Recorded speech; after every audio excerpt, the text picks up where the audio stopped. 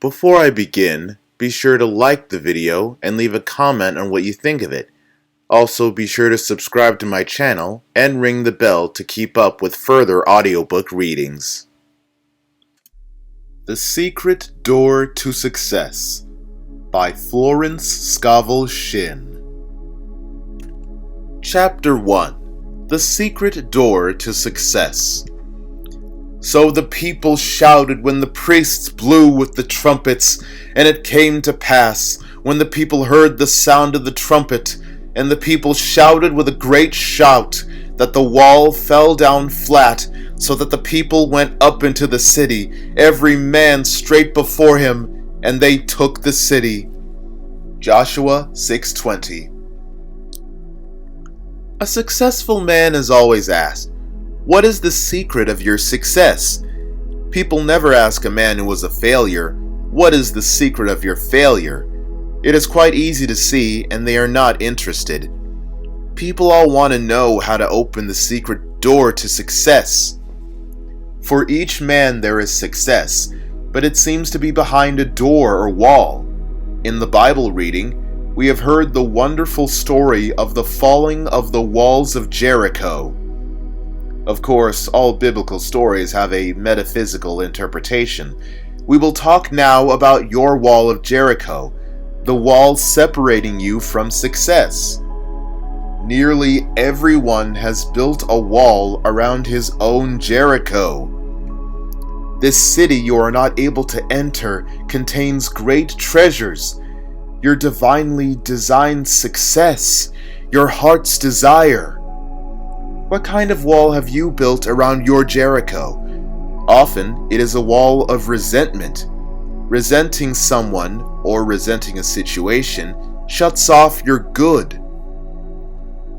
If you are a failure and resent the success of someone else, you are keeping away your own success. I have given the following statement to neutralize envy and resentment. What God has done for others, He now does for me and more. A woman was filled with envy because a friend had received a gift. She made this statement, and an exact duplicate of the gift was given her, plus another present. It was when the children of Israel shouted that the walls of Jericho fell down. When you make an affirmation of truth, your wall of Jericho totters. I gave the following statement to a woman. The walls of lack and delay now crumble away, and I enter my promised land under grace. She had a vivid picture of stepping over a fallen wall and received the demonstration of her good almost immediately. It is the word of realization which brings about a change in your affairs. For words and thoughts are a form of radioactivity. Taking an interest in your work, enjoying what you are doing, opens the secret door of success. A number of years ago, I went to California to speak at the different centers by way of the Panama Canal, and on the boat I met a man named Jim Tully. For years he had been a tramp. He called himself the King of the Hobos. He was ambitious and picked up an education. He had a vivid imagination and commenced writing stories about his experiences. He dramatized tramp life. He enjoyed what he was doing and became a very successful author. I remember one book called Outside Looking In. It was made into a motion picture. He is now famous and prosperous and lives in Hollywood. What opened the secret door to success for Jim Tully? Dramatizing his life, being interested in what he was doing, he made the most of being a tramp. On the boat, we all sat at the captain's table, which gave us a chance to talk. Mrs. Grace Stone was also a passenger on the boat. She had written The Bitter Tea of General Yen and was going to Hollywood to have it made into a moving picture. She had lived in China and was inspired to write the book. That is the secret of success. to make what you are doing interesting to other people. Be interested yourself, and others will find you interesting. A good disposition, a smile, often opens the secret door. The Chinese say, "A man without a smiling face must not open a shop." The success of a smile was brought out in a French moving picture in which Chevalier took the lead. The picture was called With a Smile. One of the characters had become poor, dreary, and almost a derelict. He said to Chevalier, "What good has my honesty done me?" Chevalier replied, "Even honesty won't help you without a smile." So the man changes on the spot, cheers up, and becomes very successful. Living in the past, complaining of your misfortunes, builds a thick wall around your Jericho. Talking too much about your affairs, scattering your forces, brings you up against a high wall. I knew a man of brains and ability who was a complete failure. He lived with his mother and aunt, and I found that every night when he went home to dinner, he told them all that had taken place during the day at the office. He discussed his hopes, his fears, and his failures. I said to him, "You scatter your forces by talking about your affairs. Don't discuss your business with your family. Silence is golden." He took my lead. During dinner, he refused to talk about business. His mother and aunt were in despair. They loved to hear all about everything, but his silence proved golden. Not long after, he was given a position at $100 a week. And in a few years, he had a salary of $300 a week. Success is not a secret, it is a system. Many people are up against the wall of discouragement. Courage and endurance are part of the system. We read this in lives of all successful men and women. I had an amusing experience which brought this to my notice. I went to a moving picture theater to meet a friend. While waiting, I stood near a young boy selling programs. He called to people passing, "Buy a complete program of the picture containing photographs of the actors and a sketch of their lives." Most people passed by without buying. To my great surprise, he suddenly turned to me and said, "Say, this ain't no racket for a guy with ambition." Then he gave a discourse on success. He said, "Most people give up just before something big is coming to them. A successful man never gives up." Of course, I was interested and said, "I'll bring you a book the next time I come. It is called The Game of Life and How to Play It. You will agree with a lot of the ideas." A week or two later, I went back with the book. The girl at the ticket office said to him, "Let me read it, Eddie, while you are selling programs." The man who took tickets leaned over to see what it was about. The game of life always gets people's interests. I returned to the theater in about 3 weeks. Eddie had gone. He had expanded into a new job that he liked. His wall of Jericho had crumbled. He had refused to be discouraged. Only twice is the word success mentioned in the Bible, both times in the book of Joshua. Only be strong and very courageous to observe, to do according to all the law which Moses, my servant, commanded thee. Turn not from it to the right nor to the left, that thou mayest have good success whithersoever thou goest. This book of the law shall not depart from thy mouth, but thou shalt meditate therein day and night, that thou mayest observe to do all that is written therein. For then shalt thou make thy way prosperous, and thou shalt have good success. Turn not to the right nor to the left.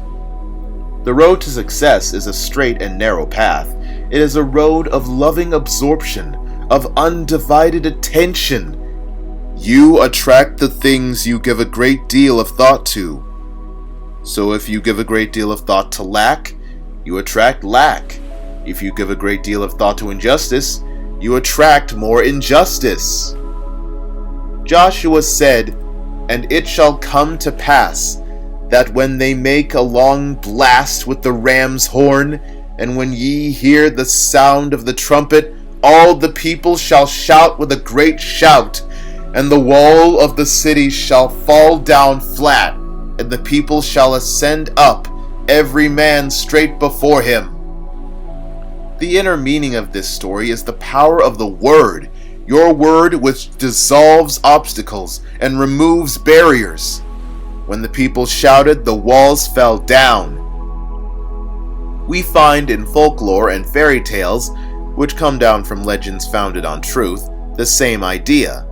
A word opens a door or cleaves a rock. We have it again in the Arabian Nights story, Alibaba and the 40 Thieves. I saw it made into a moving picture.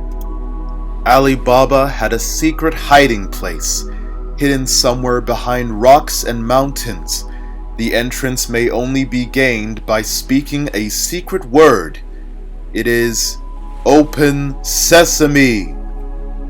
Alibaba faces the mountain and cries, "Open Sesame," and rocks slide apart.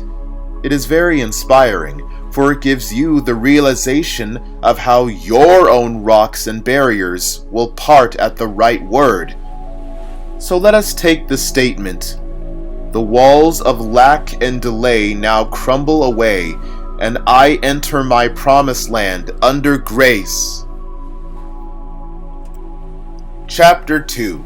Bricks without straw. "There shall no straw be given you, yet ye shall make bricks without straw." Exodus 5:18. In the 5th chapter of Exodus, we have a picture of everyday life when giving a metaphysical interpretation. The children of Israel were in bondage to Pharaoh, the cruel taskmaster, ruler of Egypt.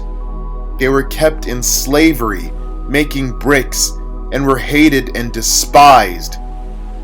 Moses had orders from the Lord to deliver his people from bondage. Moses and Aaron went in and told Pharaoh, "Thus saith the Lord God of Israel, Let my people go, that they may hold a feast unto me in the wilderness." He not only refused to let them go, but told them he would make their tasks even more difficult. They must make bricks without straw being provided for them. And the taskmasters of the people went out, and their officers, and they spoke to the people, saying, "Thus saith Pharaoh, I will not give you straw. Go ye, get your straw where you can find it, yet not out of your work shall be diminished." It was impossible to make bricks without straw. The children of Israel were completely crushed by Pharaoh. They were beaten for not producing the bricks. Then came the message from Jehovah. "Go therefore now and work, for there shall no straw be given you, yet shall ye deliver the tale number of bricks." Working with spiritual law, they could make bricks without straw, which means to accomplish the seemingly impossible. How often in life people are confronted with this situation. Agnes M. Lawson, in her Hints to Bible Students, says, "The life in Egypt under foreign oppression is the symbol of man under the hard taskmasters of destructive thinking, pride, fear, resentment, ill will, etc. The deliverance under Moses is the freedom man gains from the taskmasters as he learns the law of life. For we can never come under grace except when we first know the law. The law must be made known in order to be fulfilled." In the 111th Psalm, we read in the final verse, "The fear of the Lord, law, is the beginning of wisdom. A good understanding have all they that do his commandments. His praise endureth forever." Now, if we read the word Lord, law, it will give us the key to the statement. The fear of the law, Karmic law is the beginning of wisdom, not the fear of the Lord. When we know that whatever we send out comes back, we begin to be afraid of our own boomerangs. I read in a medical journal the following facts telling of the boomerang this great pharaoh received.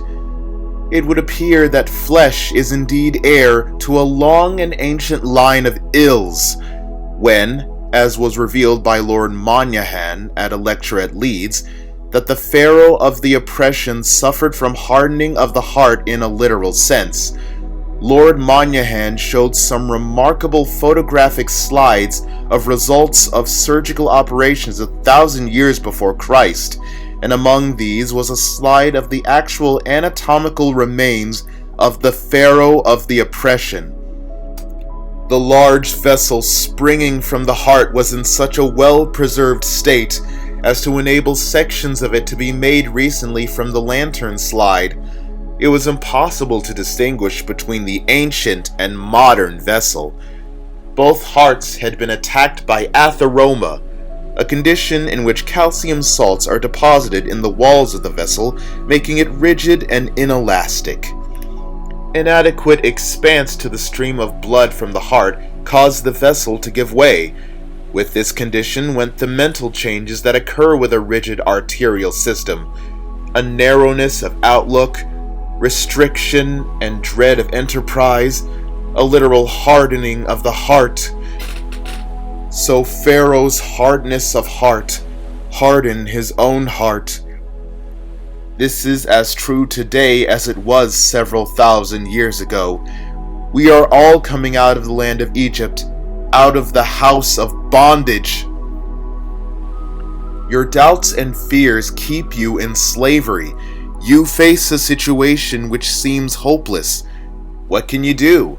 It is a case of making bricks without straw.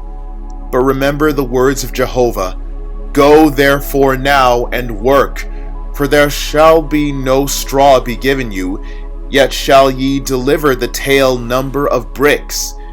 You shall make bricks without straw. God makes a way when there is no way." I was told the story of a woman who needed money for her rent. It was necessary to have it all at once, but she knew of no channel. She exhausted every avenue. However, she was a true student and kept making her affirmations. Her dog whined and wanted to go out.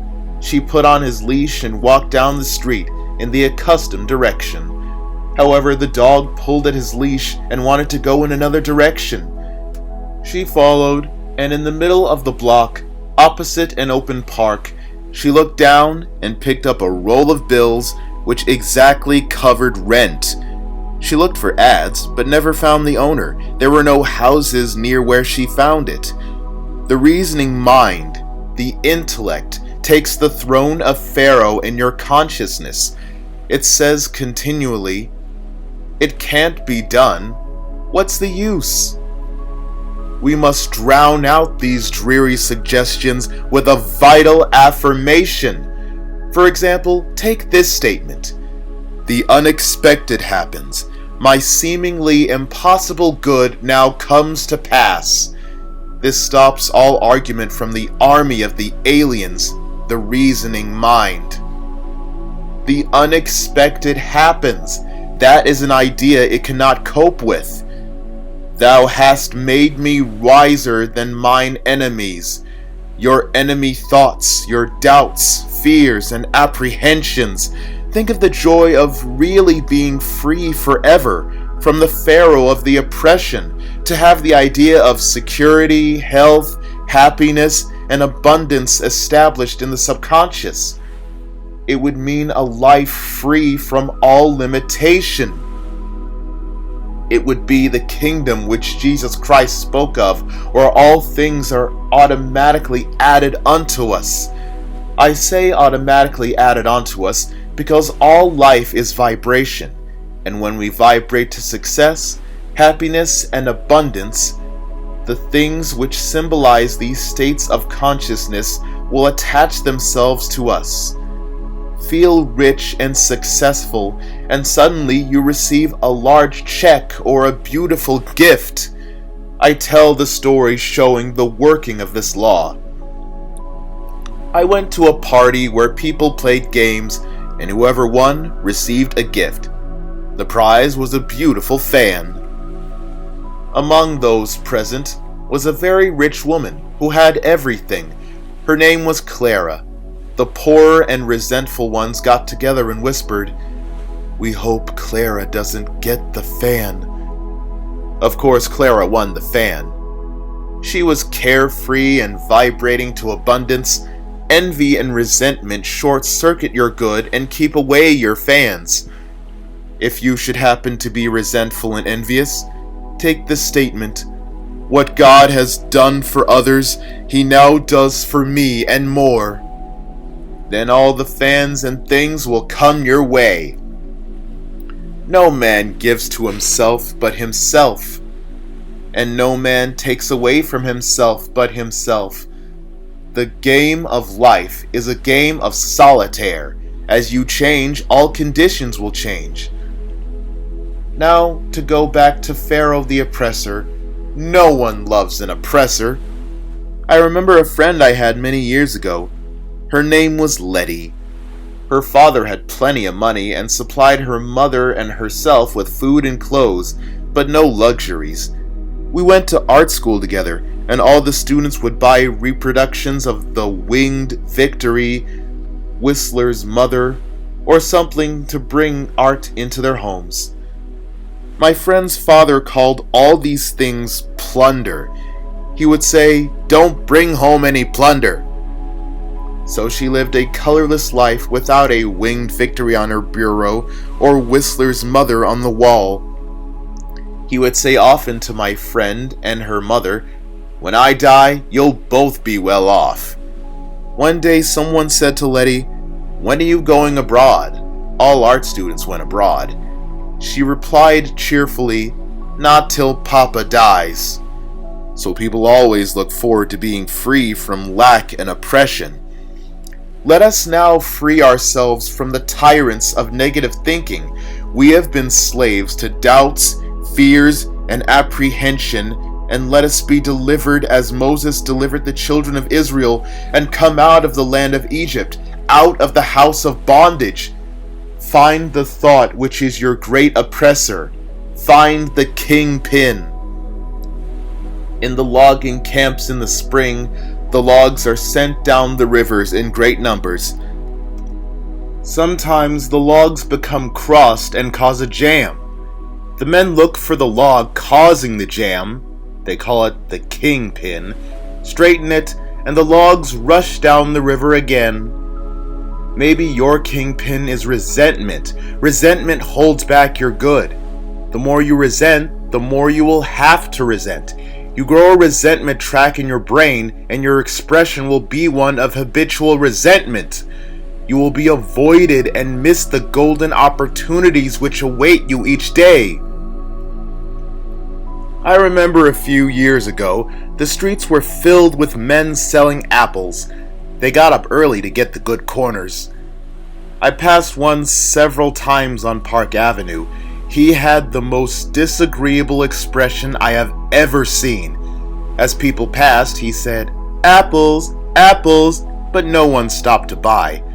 I invested in an apple and said, "You'll never sell apples unless you change your expression." He replied, "Well, that guy over there took my corner." I said, "Never mind about the corner. You can sell apples right here if you'll look pleasant." He said, "Okay, lady," and I went on. The next day I saw him, his whole expression had changed. He was doing a big business selling apples with a smile. So find your kingpin, you may have more than one, and your logs of success, happiness, and abundance will go rushing down your river. Go therefore now and work, for there shall no straw be given you, yet ye shall make bricks without straw. Chapter 3. And 5 of them were wise. And 5 of them were wise, and 5 were foolish. They that were foolish took their lamps and took no oil with them. Matt 25:2-3. My subject is the parable of the wise and foolish virgins, and 5 of them were wise, and 5 were foolish.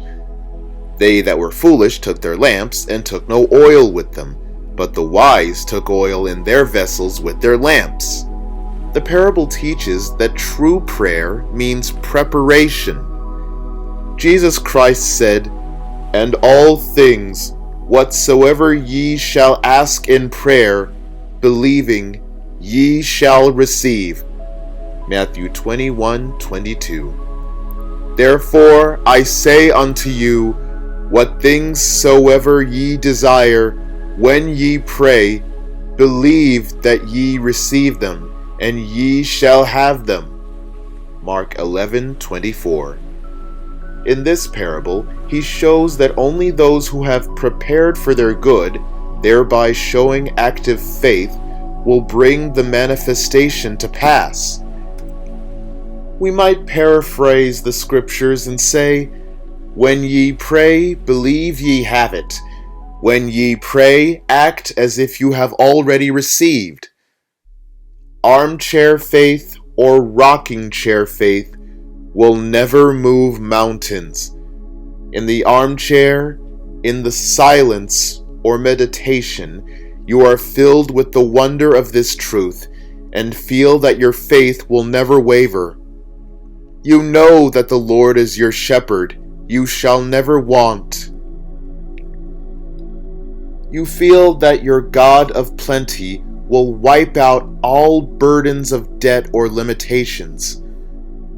Then you leave your armchair and step out into the arena of life.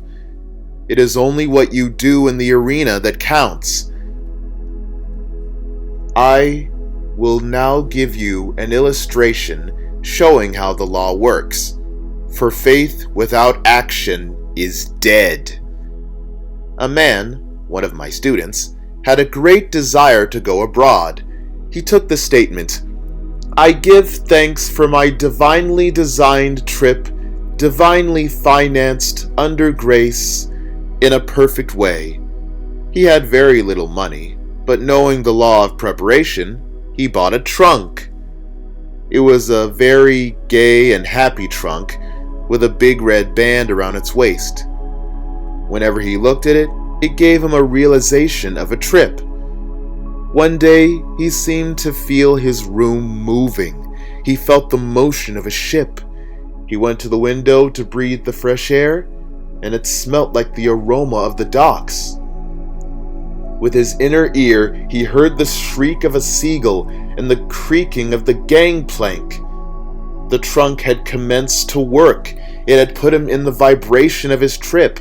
Soon after that, a large sum of money came to him, and he took the trip. He said afterwards that it was perfect in every detail. In the arena of life, we must keep ourselves tuned up to concert pitch. Are we acting from motives of fear or faith? Watch your motives with all diligence, for out of them are the issues of life. If your problem is a financial one, and it usually is, you must know how to wind yourself up financially and keep wound up by always acting your faith. The material attitude towards money is to trust in your salary, your income, and investments, which can shrink overnight. The spiritual attitude toward money is to trust in God for your supply. To keep your possessions, always realize that they are God in manifestation. What Allah has given cannot be diminished. Then if one door shuts, another door immediately opens. Never voice lack or limitation, for by your words you are condemned. You combine with what you notice, and if you are always noticing failure and hard times, you will combine with failure and hard times. You must form the habit of living in the 4th dimension, the world of the wondrous. It is the world where you do not judge by appearances. You have trained your inner eye to see through failure into success, to see through sickness into health, to see through limitation into plenty. I will give you the land which thou seest. The man who achieves success has the fixed idea of success. If it is founded on a rock of truth and rightness, it will stand. If not, it is built upon sand and washed into the sea, returning to its native nothingness. Only divine ideas can endure. Evil destroys itself, for it is a cross current against universal order, and the way of the transgressor is hard. They that were foolish took their lamps and took no oil with them, but the wise took oil in their vessels with their lamps. The lamp symbolizes man's consciousness. The oil is what brings light or understanding. While the bridegroom tarried, they all slumbered and slept.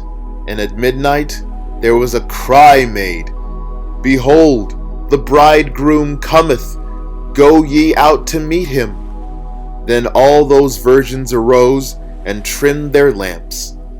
And the foolish said unto the wise, Give us your oil, for our lamps have gone out.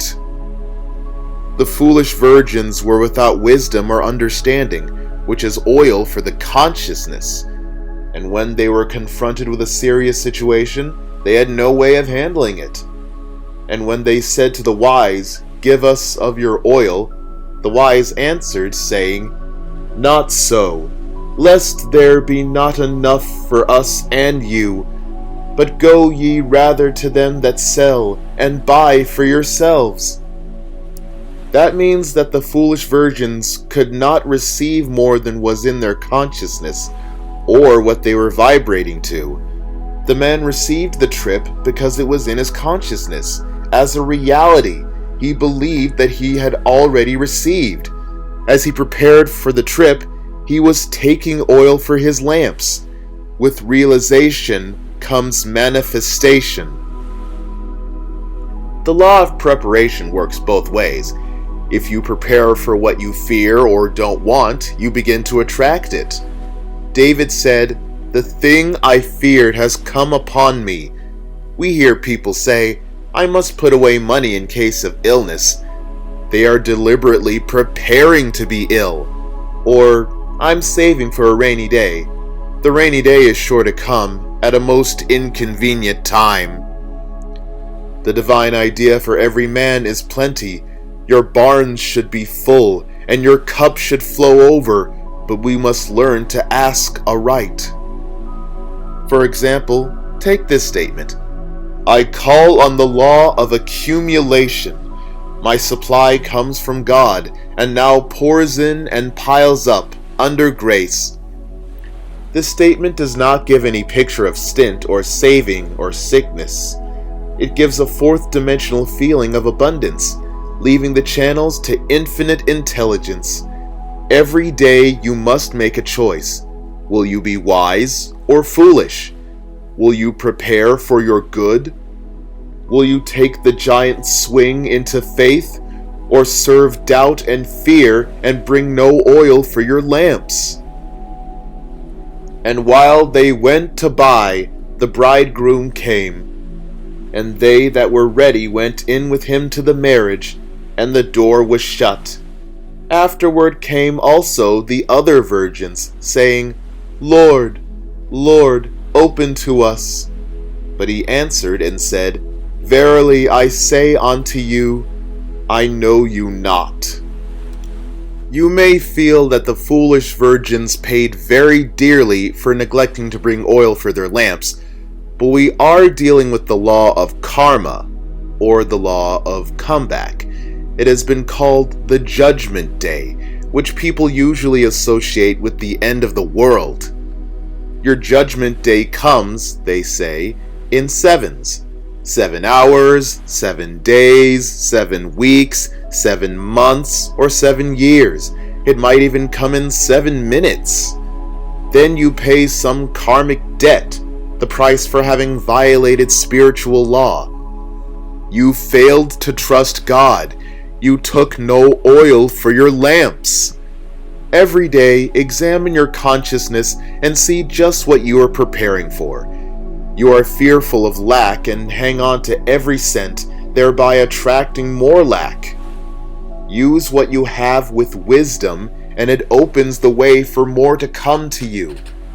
In my book, Your Word is Your Wand, I tell about the magic purse. In the Arabian Nights, they tell the story of a man who had a magic purse. As money went out, immediately money appeared in it again. So I made the statement, my supply comes from God. I have the magic purse of the Spirit. It can never be depleted. As money goes out, immediately money comes in. It is always crammed, jammed with abundance, under grace, in perfect ways.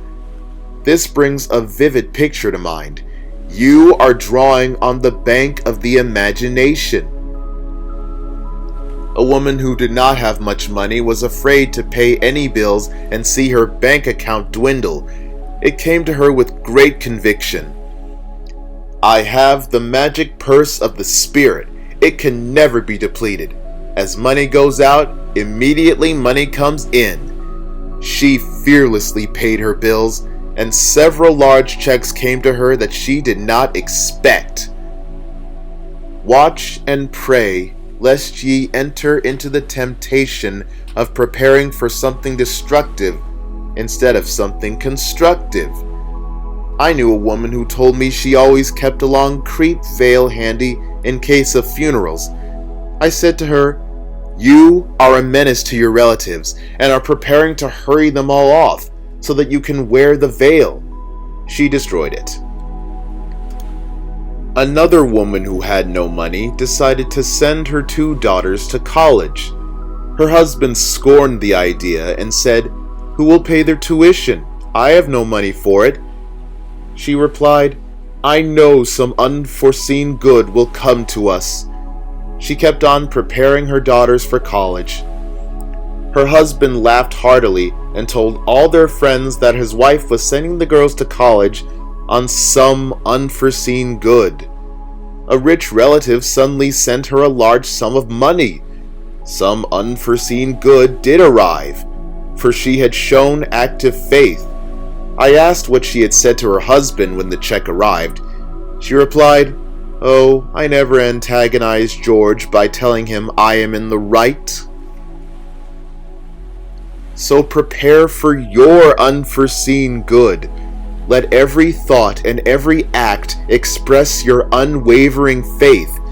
Every event in your life is a crystallized idea, something you have invited through either fear or faith, something you have prepared for.